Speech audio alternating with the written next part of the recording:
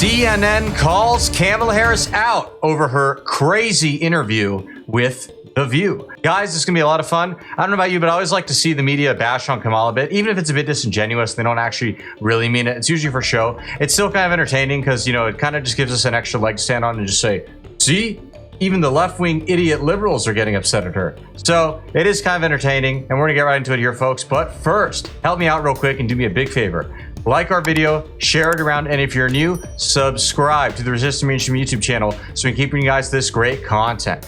As always, everybody, I'm your host, Darian. Let's get into the show. I wanna get to what Priscilla was talking about in that one of the questions that Kamala Harris was asked was about how she differentiates herself. Is there any daylight effectively between what she would do and what the Biden-Harris administration did? Let's watch part of the answer.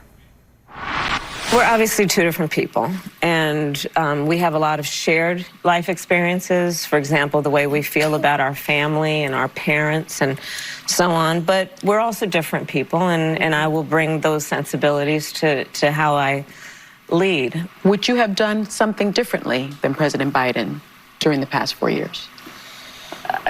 There is not a thing that comes to mind. Molly, what do you make of that? I'm surprised, frankly, that she doesn't have more to say about this, given that she and her campaign know that this is one of the main questions that voters have about her. And one of the main things she's been trying to establish as part of her candidacy is the idea that she would represent a break from the past 4 years, and to not be able to come up with something to say in that moment. She continues to not be particularly nimble on her feet in a lot of these interviews, and this is a very obvious question that gave her an opportunity, frankly, to differentiate herself in a way that would have made news, that would have answered, I think, the curiosity of a lot of voters who want to know how she would lead differently, and she's not very specific in laying that out, and she can't point to a decision she would have made differently, which, you know, in an electorate that thinks that doesn't like the way this administration has led and that doesn't like the track that the country is on, that may not be a very satisfactory answer. I mean, Inflation and the border. I mean, it's almost insulting to point that out because it's just so obvious, but how does she not address those things? Those are among probably two of the biggest issues that the American people are dealing with right now, and especially the border, and they care about it. Why not talk about it? Aside from that, Biden has been extremely divisive during his time in office. A lot of people are forgetting it, but it is true and it did happen. He essentially at one point said that half the country is motivated by racism and white supremacy. Really disgusting thing to say, considering that those words are essentially synonym for cancer in modern American society, as we all know. It's nasty stuff. Why doesn't Kamala push a message of unity? I mean, let's be real. The normies will eat that crap up. Even if the Democrats don't actually mean it, if they put on a good enough show and pretend like they care about it, people will listen to that and be like, oh, yes, not divisive like Trump. Oh, let's vote for him. Yeah, people are that stupid. So just saying, from a left-wing perspective, it would make sense for her to push that. It's a delicate dance because it's not as if she's coming in. It's not as if she just fell out of a coconut tree. She's been part of this administration as the vice president for 4 years now. She did later talk about the fact that she would put a Republican in her cabinet, which she first told me over the summer. And then she said, oh, that's something that's different. She sort of asked. What Republican? Some anti-American traitor like Liz Cheney, Adam Kinzinger, one of the gentlemen from the Lincoln Project? I mean, does anyone actually buy this stuff anymore? Let's not forget that Kamala just got endorsed by Dick Cheney, right? One of the biggest warmonger scumbags of modern American history. Is that the kind of Republican that she's going to appoint? Is that supposed to make us feel good and like we're a country of unity now? What a joke. Added it later. Sure. This has been the central sort of point of tension when it comes to the Harris campaign. You are framing yourself as a change candidate, but you also represent incumbency. You were a vice president for the past 4 years, and often saying that you were the last one in the room as well when President Biden would make a decision. So it's tough to detach yourself from a president that, you know, consistently in the polls has been unpopular with the public as well. When it comes to the policy platforms that the vice president has proposed, thus far, it's very much, it's similar with some differences in scale and also the way that she describes them. For example, the child tax credit, a bit, more sprawling as well. And when it comes to tone, you see some differences on foreign policy. Kamala stole the child tax credit policy from Trump, just like she stole the no tax on tips. She's got no ideas of her own. And as far as her policy goes, I haven't seen her say really anything interesting or substantive. It's just a lot of BS stuff about how, oh, it's brat summer. Kamala's a brat. Trump is ugly and orange. It's just like, do you guys have anything new? I reported as well that at times she was saying behind closed doors in the White House that she didn't want to, that she didn't necessarily agree with the way President Biden described foreign policy as autocracy versus democracy, because some American allies, not all are democracies. She more so wanted to go with saying this was a matter of international law. She obviously, it's been reported, has also pushed to have more empathy for Palestinian civilians when it comes to Israel and Gaza. But thus far, the policy platforms are very similar.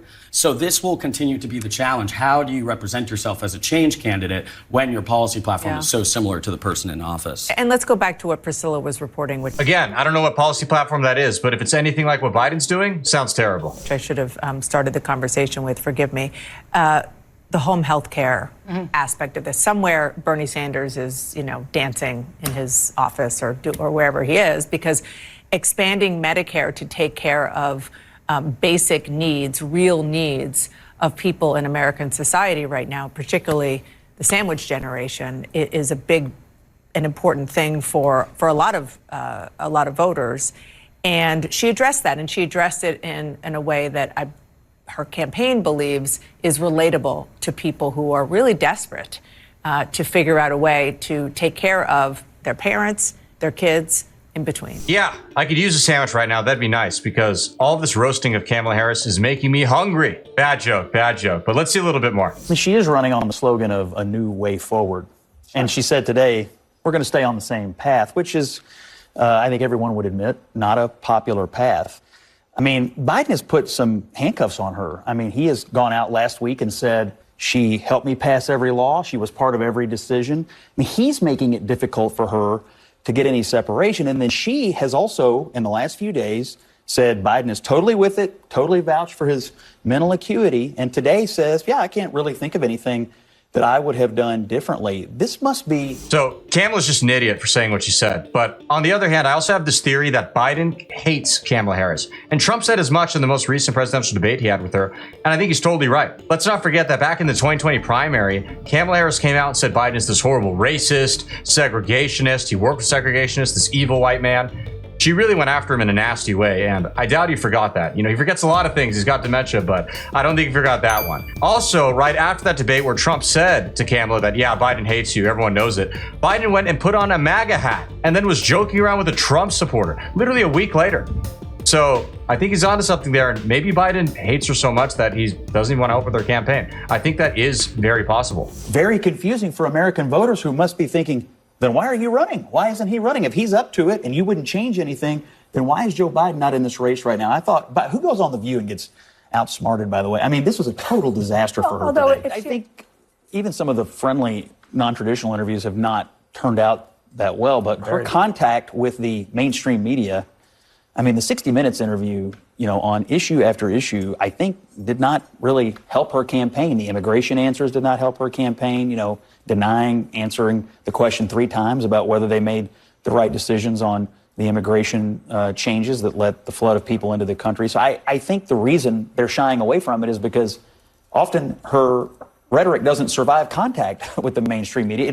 I love that point about how she got outsmarted on The View. Yeah, seriously, how do you get outsmarted on The View? That is a dumb group of people. And I say that with as much charity as possible, okay? I could say something much worse, but I have self-control, so I'll be nice today. They're just dumb. That's all I'm going to say.